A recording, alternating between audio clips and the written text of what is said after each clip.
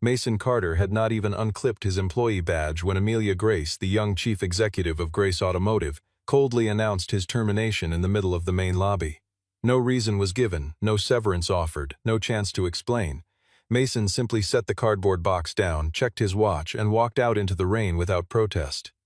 5 minutes later, a rumble of engines rolled down the avenue.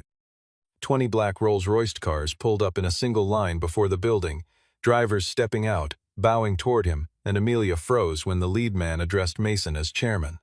Stay with this story all the way to the end to understand why Mason accepted humiliation without ever fighting back. 6 weeks before the termination, Mason Carter walked into the headquarters of Grace Automotive wearing a worn suit and carrying a scuffed leather briefcase, along with a resume that listed nothing remarkable at all. His official title was Contract Risk Analyst, a role far beneath the scale of what he actually controlled. Most employees assumed he was simply a single father trying to hold on to a steady paycheck, and Mason never corrected them. He ate lunch alone, rode the subway like everyone else, and turned down every offer of special treatment that came his way. Nobody in the building knew that Mason was the founder and chairman of Carter Meridian Capital, a private investment fund that managed tens of billions of dollars through a quiet network of holding companies. He had built that fortune from a logistics platform he designed after his wife passed away, and he had deliberately stayed out of the press ever since, protecting the private world he was building for his daughter. Grace Automotive had once been a proud symbol of American luxury manufacturing, but now it was drowning in debt, missed shipments, and expenses nobody could fully explain. Mason's fund was weighing a rescue package worth $2.4 billion. An investment that could save more than 12,000 jobs across the company's plants and supply chain. John Harrison, the chairman of the board, had quietly arranged for Mason to enter the company as an ordinary employee, long before that funding decision would ever be signed. His goal was simple: to watch how leadership behaved when they had no idea that the man who controlled the company's fate was standing in the room with them.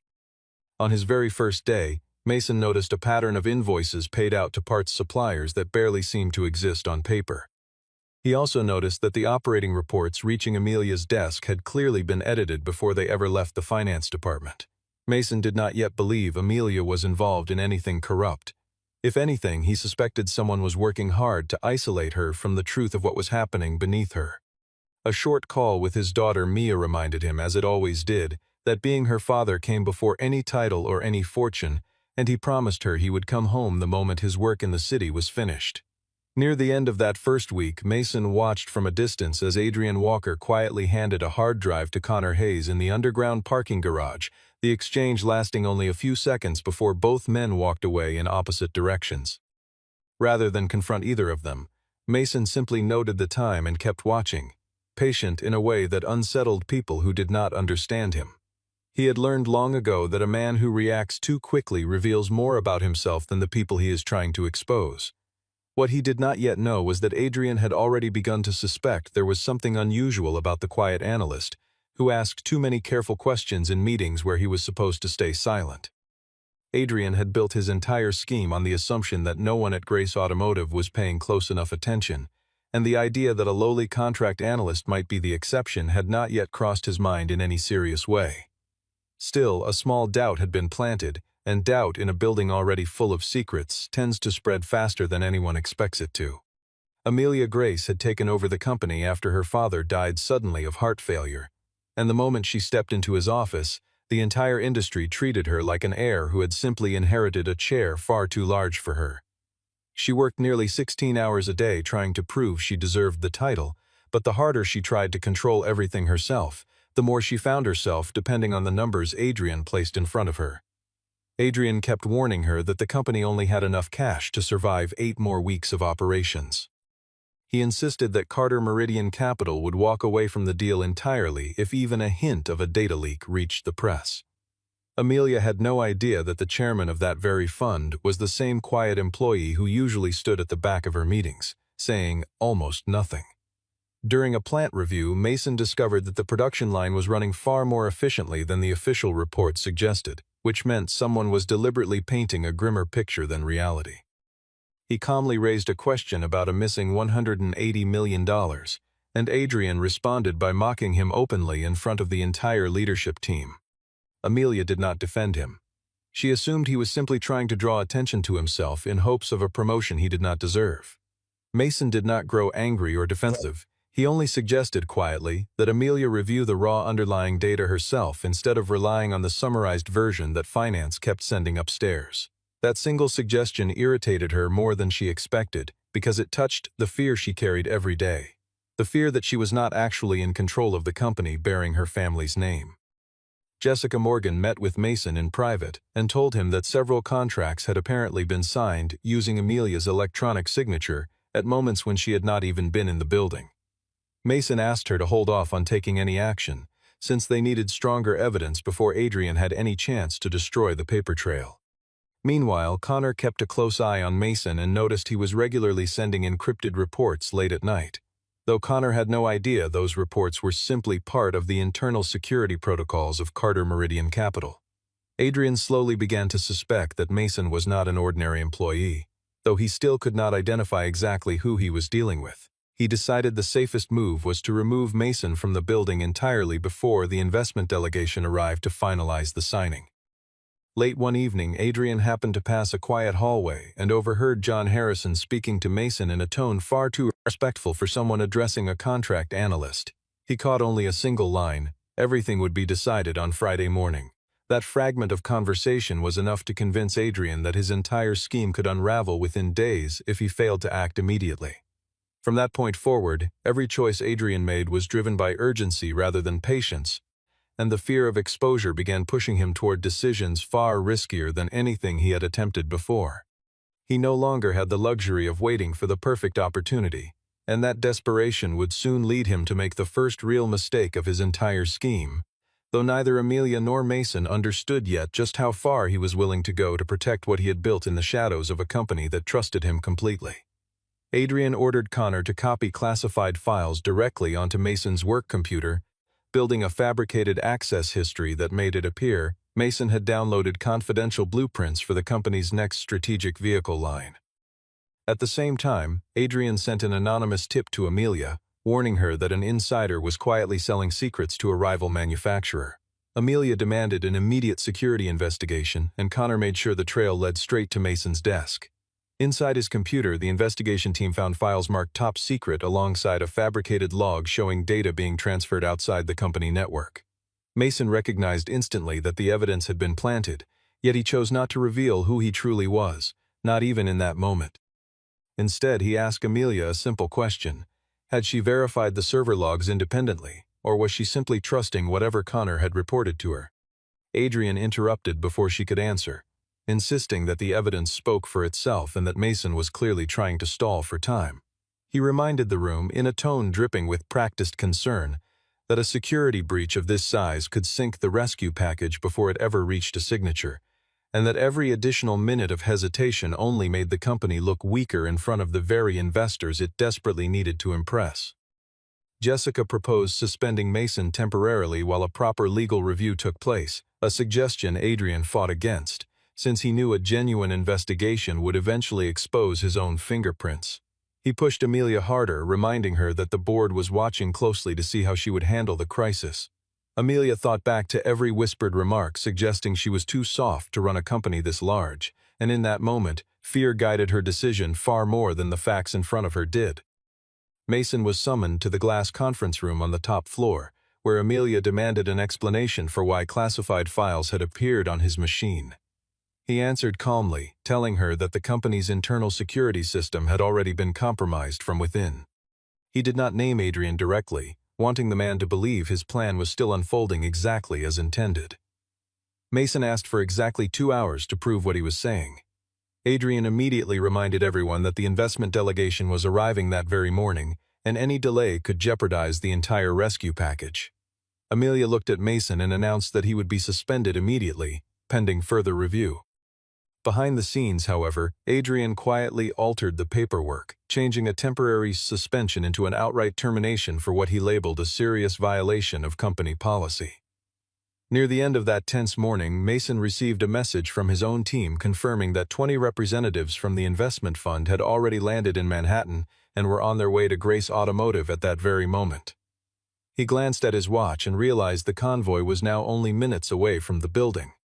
Whatever happened next inside that lobby would happen in full view of the very people who held the company's future in their hands, and there was no longer any way to slow down the collision that Adrian had unknowingly set in motion. Somewhere beneath the polished floors of that lobby, a plan built on lies was about to meet a truth that no amount of forged paperwork could hold back much longer. Mason understood that the next few minutes would decide far more than his own reputation, and he chose deliberately to let events unfold exactly as they were already headed, trusting that the truth would arrive on its own schedule rather than one he forced into being. Adrian had no intention of letting Mason walk away quietly, since he wanted to destroy the man's credibility completely before the investment delegation ever set foot in the building. He convinced Amelia to announce the termination publicly in the main lobby, insisting it would send a firm message to every employee watching. Jessica objected, pointing out that the file had never been properly verified, but Amelia was already under enormous pressure from the board and from reporters circling the story. Hundreds of employees were summoned down to the lobby under the pretense of an urgent security announcement, filling the open floor with quiet, nervous chatter. Mason stepped out of the elevator, calm as ever, with Connor trailing close behind him like a shadow that refused to let go. Amelia read the termination decision aloud, accusing Mason of unauthorized access to the company's protected intellectual property. She gave him no opportunity to respond, since Adrian had warned her that anything Mason said publicly could create serious legal exposure for the company. Several employees quietly recorded the scene on their phones, capturing a moment none of them yet understood the significance of. A few whispered among themselves that the whole thing felt wrong, that a man so careful and so quiet did not deserve to be dragged down to a public floor and stripped of his badge in front of strangers, yet none of them dared to say so out loud. Colleagues who had once relied on Mason's quiet help now stared at the floor, unwilling to speak up on his behalf. Mason asked Amelia only one question: was this truly her own decision, or someone else's decision wearing her name? Amelia answered that she was the chief executive, and every decision made inside that building belonged to her alone. Mason unclipped his badge and set it gently on top of the cardboard box at his feet. Inside that box sat only a few notebooks, a fountain pen, and a small drawing from his daughter Mia, turned face down so no one else could see it. He did not beg, did not threaten, and did not reveal who he truly was. Before turning to leave, he said quietly that power is never proven by how many people a person can dismiss, but by how many mistakes that same person is willing to own. Amelia hesitated for a fraction of a second, but Adrian quickly signaled to security before she could reconsider anything.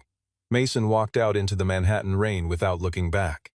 Adrian, believing he had won completely, ordered the staff to prepare a proper welcome for the arriving delegation from Carter Meridian Capital.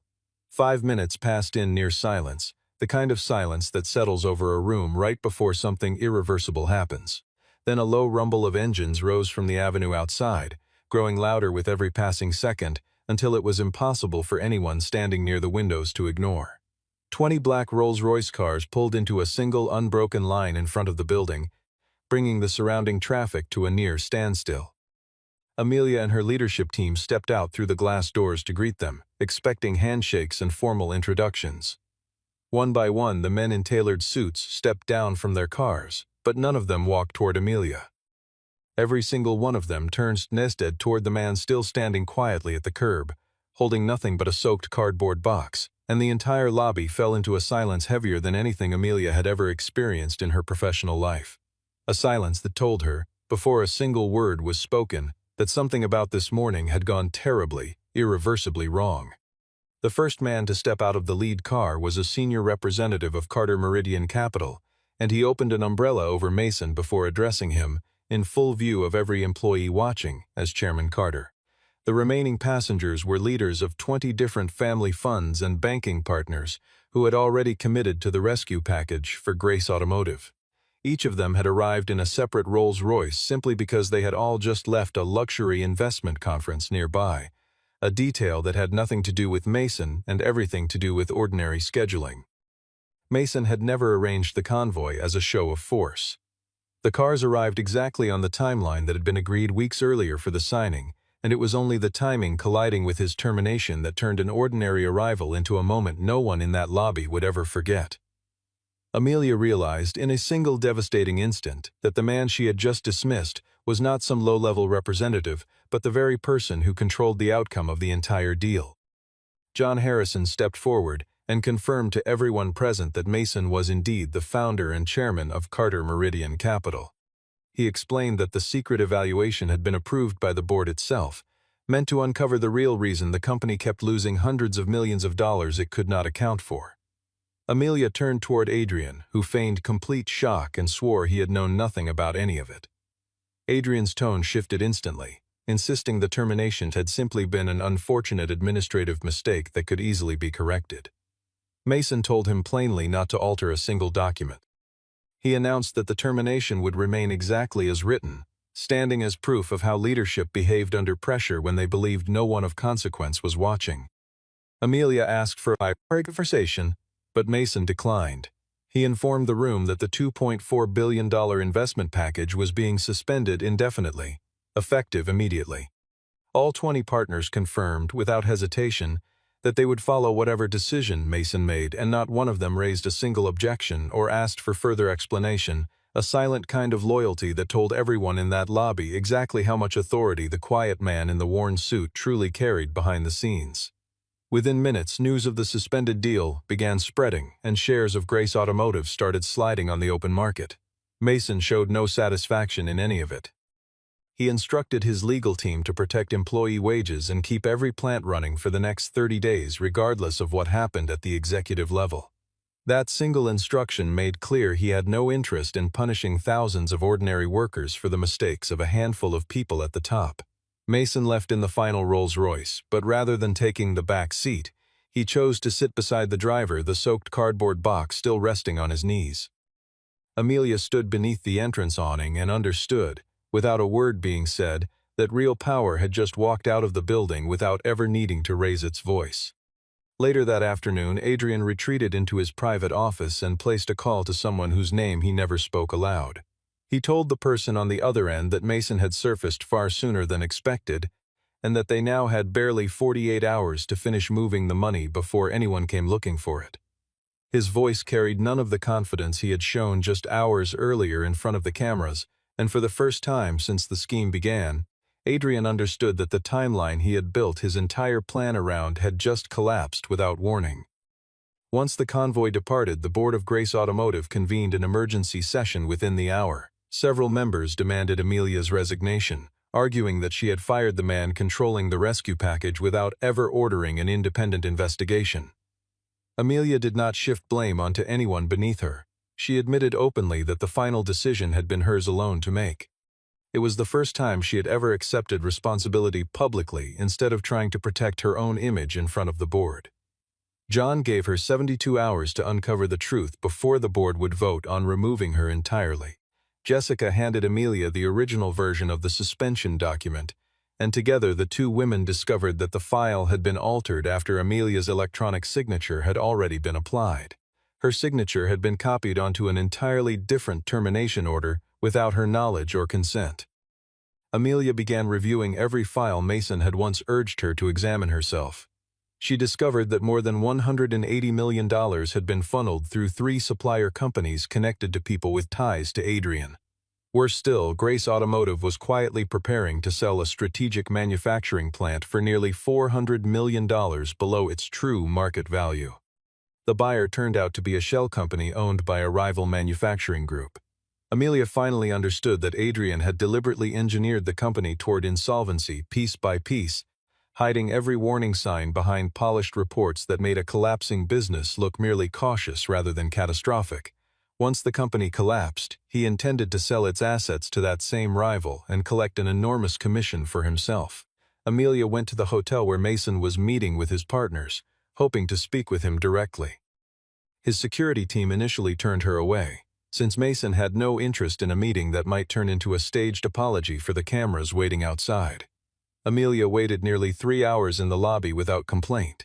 When Mason finally appeared, she did not ask him to immediately restore the investment deal. She asked him only what he needed to prove the truth. Mason answered that he needed evidence, not promises. He told her she would have to investigate her own company herself if she wanted to prove she still deserved to sit in that chair. Amelia agreed without hesitation, understanding for the first time that trust from a man like Mason would never be handed to her freely, only earned through actions no one could later dispute. Mason gave her exactly 24 hours to secure the accounting servers before Adrian could find a way to erase everything stored on them.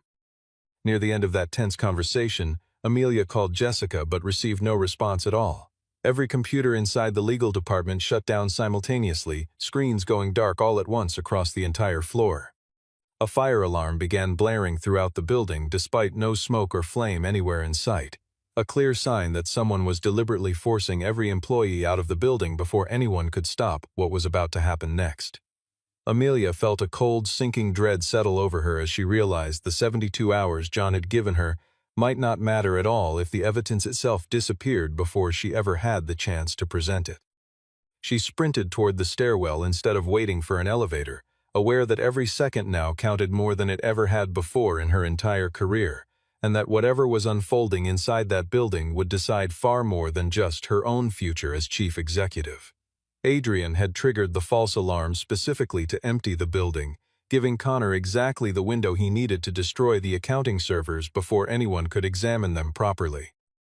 Amelia realized his true goal was never chaos for its own sake, but simply erasing every piece of data before the investigation could begin in earnest. She called Mason on the private number John had given her earlier that week. Mason was already on his way to the airport, but he immediately told his driver to turn the car around. He was not returning to rescue Amelia's position as chief executive. He was returning because thousands of employees could lose their livelihoods if the evidence vanished before the truth ever reached daylight. Mason quietly activated the technical investigation team at Carter Meridian Capital. This time, no convoy of luxury cars arrived, since he deliberately traveled in an unremarkable vehicle to avoid drawing any further attention to himself. Mason, Amelia, and Jessica met at a technical entrance behind the building, away from the crowd still gathered near the main lobby. Jessica had managed to back up a portion of the company files just before the systems locked down completely. Connor spotted them and ordered the remaining security staff to block Amelia's access to the building entirely. Amelia announced firmly to every guard present that she remained the company's lawful chief executive regardless of any rumor circulating that morning. Some guards hesitated, since Connor insisted Amelia had already been suspended by the board. Mason produced written confirmation from John proving that Amelia had never actually been removed from her position. The three of them made their way down toward the server floor. Connor had already disconnected several hard drives and was preparing to load them onto a maintenance cart bound for the loading dock. Mason did not resort to any physical confrontation or dramatic heroics. Instead, he used his fund's ownership stake in the monitoring software license to remotely lock every device that had already been disconnected from the network. Jessica triggered an emergency evidence preservation order through the legal system, a procedure she had prepared quietly days earlier in case something like this ever happened.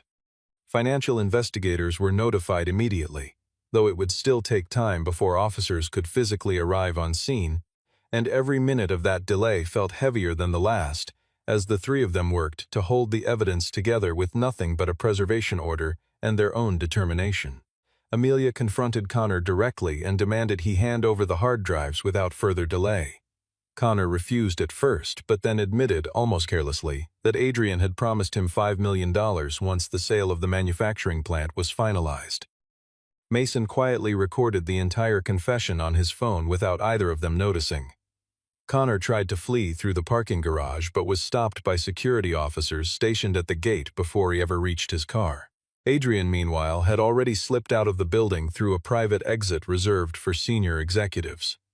Before leaving, he initiated a wire transfer meant to move $180 million overseas before anyone could freeze the account.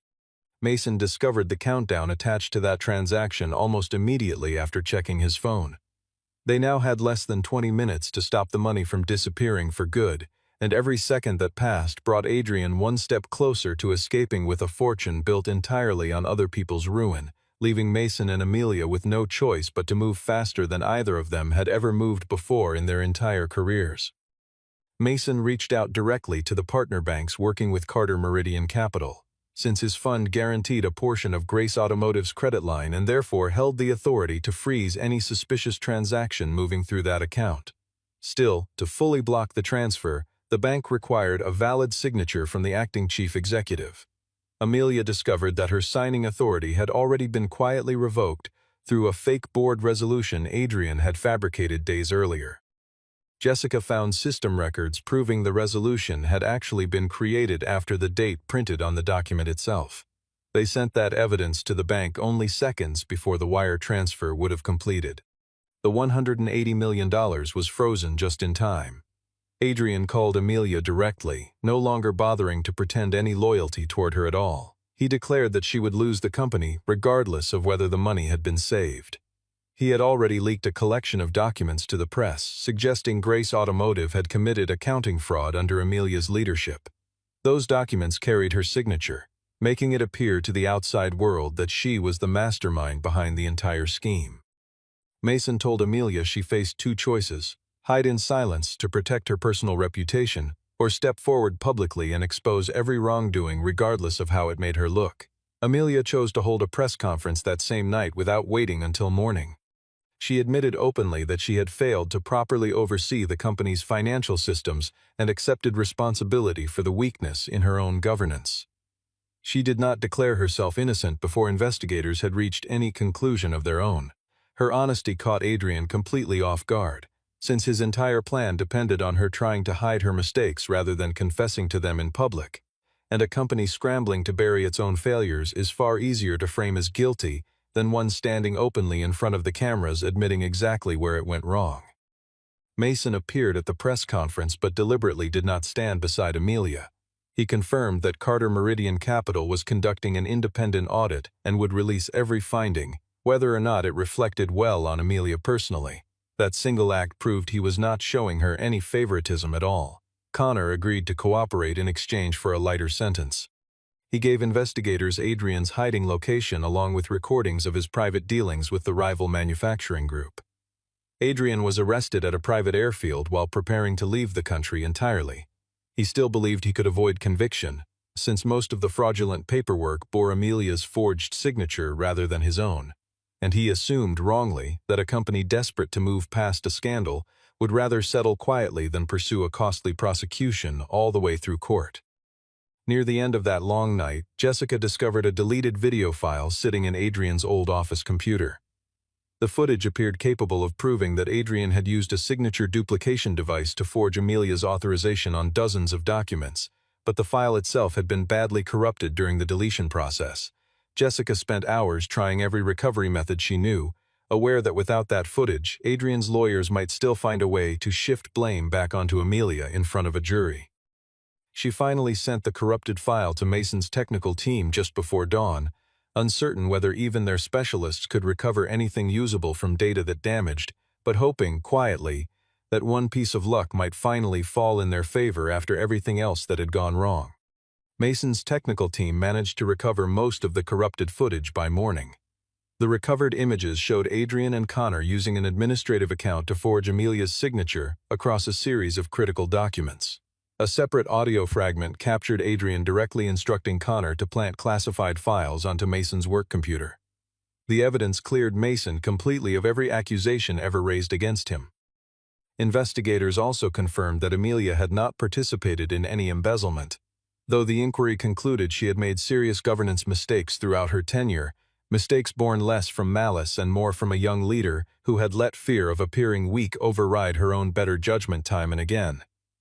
The board convened a formal session to decide whether Amelia would remain as chief executive going forward. Several members wanted her removed immediately to calm nervous investors and reassure the wider market. Another faction pushed to sell the company outright to Carter Meridian Capital, while its value remained depressed. Mason refused to exploit the crisis to acquire Grace Automotive at a discount. He argued that any deal built on desperation could never form the foundation of a company strong enough to last. When asked directly whether Amelia deserved to keep her position, Mason declined to answer on behalf of the board. He simply laid out the complete truth as he understood it. Amelia had fired him without adequate grounds, yet she was also the same person who returned to protect the evidence, halt a fraudulent transfer, and expose the wrongdoing publicly rather than hide behind it. Amelia walked into the meeting without a single prepared statement in hand. She admitted she had confused rigidity with real leadership, believing for years that a chief executive always had to project certainty, even in moments when the full truth remained unknown to her. Amelia asked the board not to excuse her of any responsibility, and she said so plainly, without the practiced calm she once used to project confidence she did not actually feel. She voluntarily agreed to limit her own authority for 6 months, accept independent oversight of every major decision, and forfeit her entire bonus for the year. She also asked the board to formally restore Mason's reputation in front of the whole company. The board voted to let Amelia remain as chief executive, on the condition that she carry out a full program of internal reform, one that would be measured not by promises made in a boardroom, but by results the entire company could eventually see for itself. Mason announced that Carter Meridian Capital would resume its review of the investment, though he refused to sign anything immediately. He laid out 5 conditions covering transparency, protection for whistleblowers, and stronger guarantees for the well-being of every worker across the company. Amelia accepted every single condition without attempting to negotiate a single one of them. Near the end of that long meeting, Mason was offered the chance to become co-chief executive alongside Amelia. He declined the offer without hesitation, explaining that he had no interest in taking another person's seat after having just proven, in the most public way imaginable, that power should never be used as a tool for revenge. He told the board plainly that stepping into that chair now, after everything that had happened, would turn the entire ordeal into something it was never meant to be. A story about who ended up on top, rather than a story about what the truth was ultimately worth to the people who had fought hardest to protect it. And he had no interest in rewriting that meaning, simply because the opportunity had finally presented itself to him. Adrian was formally charged with financial fraud, document forgery, conspiracy to embezzle company funds, and obstruction of an active investigation. Connor pleaded guilty and continued cooperating fully with authorities throughout the case. The rival manufacturing group was forced to abandon its plan to purchase the undervalued plant entirely. The money that had been illegally transferred was fully returned to Grace Automotive. Mason insisted that the company prioritize payments to its smaller suppliers first and guarantee every employee's wages without delay. The $2.4 billion investment package was finally signed after a full month of independent auditing. The signing ceremony took place in the very same lobby where Mason had once been publicly fired. He refused to allow any extravagant staging or self-congratulatory imagery built around his own role in the story. Instead, he insisted that factory workers, engineers, and supplier representatives stand at the very front of the room. Amelia publicly withdrew every accusation ever made against Mason. She admitted, in front of the cameras, that she had judged him based on his title, his appearance, and evidence that had never actually been verified. Mason did not demand that Amelia kneel, resign, or endure any similar humiliation in return. He said plainly that forcing someone else through the same pain he had experienced was not justice at all, only the same cycle of pride repeating itself in a different direction. Mason agreed to serve as chairman of an independent strategy committee for a period of 1 year. He limited his involvement to 3 days each week so that he could return home to Mia far more often than his old schedule had ever allowed. Mia never once appeared at the company. She simply sent her father a short message saying she was proud he had not become a bad person just to defeat one. That message moved him more deeply than any formal speech ever could have, since it confirmed the one thing he had quietly hoped for throughout the entire ordeal, that his daughter still recognized him as the same father she had always known, regardless of what title or fortune the world now attached to his name. Amelia slowly began reshaping her entire approach to leadership. She started holding direct sessions with employees at every level, required every report reaching her desk to include raw underlying data, and established an independent reporting line for anyone wishing to report wrongdoing without fear. She stopped dismissing employees based solely on the word of a single powerful subordinate. The relationship between Mason and Amelia gradually shifted from open conflict toward quiet mutual respect. There was no sudden romance between them, only trust rebuilt slowly, month after month, as they worked together to help rebuild the company from the ground up, each of them learning, in their own way, that leadership built on fear could never hold as steady as leadership built on honesty freely given. Near the end of that long year, Amelia finally asked Mason why he had not revealed his true identity the moment he was fired that morning. Mason answered that he wanted to know, honestly and without any doubt, exactly which version of herself Amelia would choose to become in a moment when she believed he held absolutely no power over her future at all. Since a person's character is never truly tested by how they treat someone powerful, but by how they treat someone they believe they can dismiss without any consequence whatsoever, And that answer, more than any signature on any contract, was the one thing Mason had actually come to Grace Automotive to find. 1 year later, Grace Automotive had recovered dramatically, paying down most of its short-term debt and reopening the very plant that had once nearly been sold out from under it. More than 12,000 jobs remained protected throughout the entire ordeal, a number that meant far more to Mason than any headline ever could, since each of those jobs represented a family somewhere quietly depending on a paycheck that would still arrive on time. Amelia still held her position as chief executive, but she no longer led through fear of appearing weak in front of others. She had learned to ask questions, welcome disagreement, and openly admit whenever she did not yet have enough information to decide. Mason completed his term on the strategy committee and chose not to renew it, wanting instead to focus fully on his fund and on the time he had promised to his family. During the ceremony marking the company's recovery, Amelia presented Mason with his old employee badge, now framed carefully behind glass. Beneath the badge there was no mention of his fortune or his title, only a single short line reminding anyone who read it that a person's worth never changes based on how others choose to treat them. Mason accepted the gift but said it was never meant for him. He told her the frame belonged instead in the executive boardroom, where every future leader would see it before making any decision that could affect the life of a single employee. Amelia agreed without hesitation, and from that day forward, every executive who walked into that boardroom passed beneath the framed badge before they ever sat down to make a single decision affecting someone else's livelihood. When the ceremony ended, a Rolls-Royce waited outside for Mason, exactly as it always did these days. He looked at the car for a long moment and smiled, but he did not step inside. Instead, he chose to walk alongside Amelia down the avenue, with no security detail, no convoy, and no cameras following behind them. Amelia asked whether the 20 Rolls-Royce cars from that first morning had been arranged deliberately. Mason laughed quietly and explained that the convoy had simply arrived on its already scheduled timeline, nothing more. The only thing he had truly chosen that day, he told her, was refusing to seek revenge when he had every opportunity to take it.